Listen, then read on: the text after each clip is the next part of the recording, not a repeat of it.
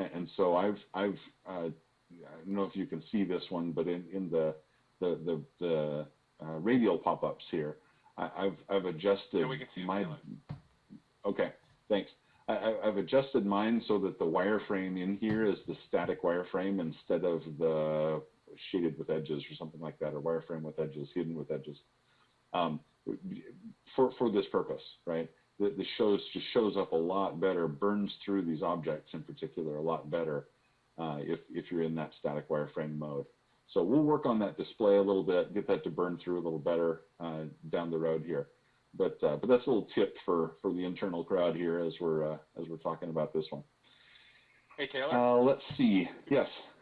In this mode, in the mass properties management, the temporary display here. Of course, as we go to do measures, right, and do measurements of objects, we certainly can go, for instance, and grab one of these solid bodies out here. And in the context of the solid bodies out there, we certainly can go and say, I want to take that center of mass and I want to create geometry. So if I want to persistently save this center of mass and create a point here, we can certainly do that associative point, right, to create geometry to a center of mass. But we'll do that using a feature, right, the measure feature that's going to persist that object and keep that object up to date as we're working. Hopefully that makes sense. This particular one is one of those. This one's got a variety of parts down below that are out of date. So yeah, I can grab that at the assembly level and do that. It'll reach down and pretty intelligently go and update just the parts it needs to within that subassembly. So that's pretty clean. All right, very good. Let's see. The one last thing. Oh yeah, the one last thing I wanted to show with this particular one is the visual reports stuff. So if we go into the HD3D tab and we're in visual reporting, then we've added some new ones in here, right? So we've got a mass status in here, and there's a mass source type. If we're looking at whether the masses are coming from the CAD geometry or whether they're asserted. Whether there are other kinds of asserteds that may be in there, that's in there. This question about whether that toggle for update mass properties on save is turned on or off for components is in there as well, right? And then there's one more new one that's kind of interesting. This asserted and missing inertial properties. This is kind of a special case in the legacy data where. With the older solution for assembly mass properties or assembly weight management was the name of it back then, right? The advanced assembly weight management. If you went in and, for instance, and just asserted the mass, you could do that. Then you would quite frequently get into a state where you had a mass number, but all of the inertial properties were zero, right? And that made it so that certain roll-ups just didn't work anymore, right? If you're trying to roll up the moment of inertia of an assembly, for instance, and you had a few parts in there where you just asserted mass, then the MOI would just not roll up anymore. And so this kind of condition here where you've got a limited assertion, but you're missing a bunch of inertial properties is one that certain customers really want to define easily, right? So this visual report helps to ferret those out, right? You can find those quickly, go in and use the new tools to do a mass update and get the right get all of those properties populated nicely. But fundamentally, yeah, as we go in and look, for instance, at one of these guys in mass status, this will do just what you would expect here. This is going to go and tell us here, for instance, in this case that we've got. Let's see. I think I updated this maybe once and saved it, but yeah, we've got a bunch of those that are okay, of course. We've got a handful of parts here that have asserted mass in this particular assembly. And yeah, as you can see here, there are some that have that they're outside the mass limits. The top level assembly is one of those. But yeah, a couple of these other components inside here also have specific things going on with their mass limits. The beauty, of course, of the visual reporting tools is that we can see one of those that's outside its mass limits, for instance. Let's grab that. Yeah, this is a good one. We can go in there and we can select those objects directly, right, from here. Go grab that particular one and come out here, for instance, and go track it down and make a change, right? So handy stuff. Visual reports are going to be really useful again for looking at some of the aggregate problems, things that are going on helping customers track down what they want to change, what they want to adjust relative to mass in their designs. Okay. So with that, let's jump back over for just a second, which I think goes here. Yep, there we go. Hey, Taylor. Let's see. Let's jump over to the next piece of this, and that's that one. So as we go from again the release at the beginning of the year, NX1899, to this release now, their second iteration. One of the other pieces of this that we wanted to do, and we did in the second chunk, is we come back. Wow, where is that? I guess it's on the same slide. We added down here at the bottom a new panel in the part navigator, right? That's also going to allow us to do a little more fine-grained control of the individual body properties within any given part. Okay, and so what this is going to help us do is, particularly where we've got multi-body parts, to be able to go in and look at those bodies individually, a lot like we do with assembly components, see the mass properties of those bodies individually, and start to see the contribution of those bodies to the parts mass properties, and understand at a fine-grained level what's going to roll up within the assembly, right? And that was tricky to do before, right? To see all of that and get that picture clearly in a part. And so let's jump into that. I want to show an example of that here with NX. So here again, I'm going to share right there, and yep, and we're back in here. So let me close. Let me close this assembly here, and let's close all parts. There we go.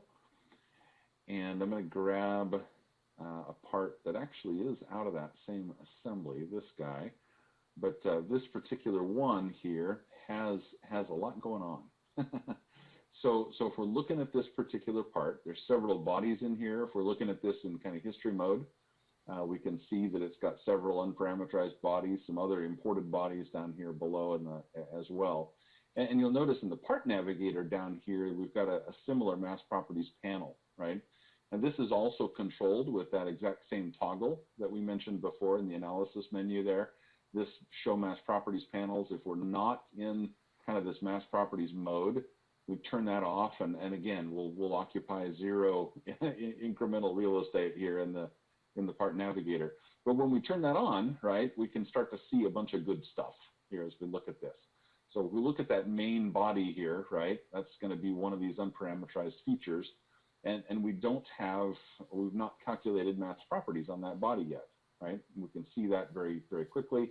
We can see that we've got the question mark, and we've got a bunch of zeros in here, right? So selectively, we can go to those bodies if we want to poke an update, and we can get the mass properties of those bodies very, very easily. Okay, that big body there, if we do information on this guy, let's look at the feature actually, right? So let's go grab the body instead, and we'll select that that body and do information. We can see in this one we've got an ABS plastic that's assigned on this particular one, and a density, and that's all happy, right? So that's good.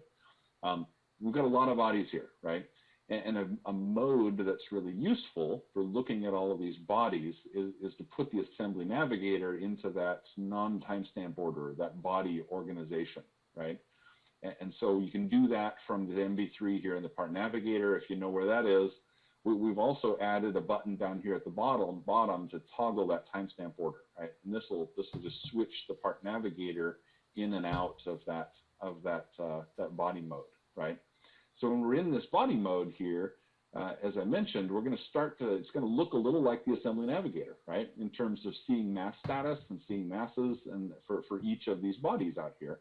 And this starts to be really useful in a part like this that has several bodies, right? Where we can see what's going on. So we can grab that black plug over there, for instance, look at that. We see, oh, yeah, we've already got mass properties on that guy, right? That's out there. And if we look at the information for that one that has a material assigned, that's what we're after. And nylon's the correct material for that, and so we're good, right? So that body's happy. We're wondering what else is in here, right? We can start to use some of these to do that. We've got these bodies that we'll get to in a minute. They're kind of interesting. Couple of others over here. We go look at those a little closer. These ones look like they're actual pins that are supposed to be part of this right, assembly here. If we look at the information for these, you'll notice these don't have a material assigned, right? The density on these is 0 right now. There is a text attribute, a string attribute that says these should be brass, right? But there's not a material assigned yet. If we update the properties, multi-select those if we want to, and update the properties, they're showing 0 mass. So that's not good, right? But again, we know that those are supposed to be brass, right? So we can take those bodies, again, select those bodies there. We can go to our tools and to assign materials, and we can say, okay, let's go actually assign brass to those. And when we do that, then we always delay the update of these. We don't do all of the mass property updates immediately on purpose because those can be heavy sometimes. But we'll grab those guys and update them, and now we've got a valid mass. We've got a good material assignment for those, and that's kind of our objective there, right? Is to move this closer. Looking at these other bodies out here, we've got these blue guys out here that look like they're probably some tool bodies, right? These are not necessarily ones that are an actual piece that's going to be part of our assembly. So we don't really want these to be part of our mass properties here. If we update the properties on these, they have some mass, but we don't want that to be part of our roll-up, all right? So we can just grab those bodies and drag those into the unused items up here, and that's going to move them out of our model reference set, right? So these will not be considered in our roll-up anymore. So as we drag those guys out, it's going to reduce our mass that's going to get rolled up in the assembly, which is really handy. So again, this mode is really good for organizing stuff in there. There's some other bodies up here in the unused that we can look at. We're seeing those down in here, and those look like those are a little press insert, right, for these guys. Similarly, if we look at the properties on these, there's no material assigned. We've got a string down here that tells us that these should be bronze, which sounds right. But we've got 4 of these in here, so we can grab all 4 of those guys, for instance, those bodies. If we zoom out, they're holding on that bottom piece, or they're connecting points so to hold on the other half. Come into these guys and say we want to make these bronze, right? We'll assign bronze to these guys. And similarly, we can grab these guys and drag them into our model reference set, right? And say we do want to include these in our mass roll-up. So our model reference set right now is at 0.26 kilograms. You can see we drag these guys in there. Then we need to update them, I guess. We can grab the whole thing now if we want to and update that.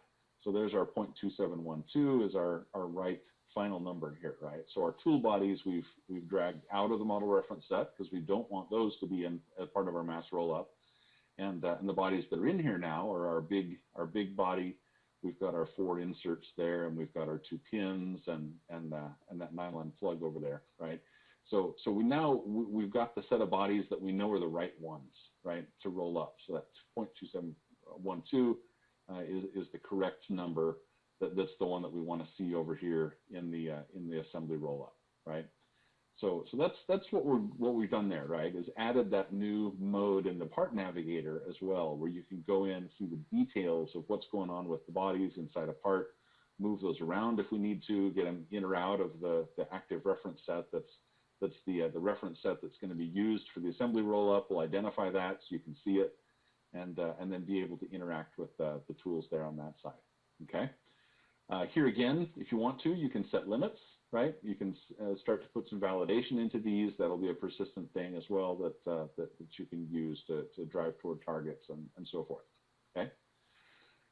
Good.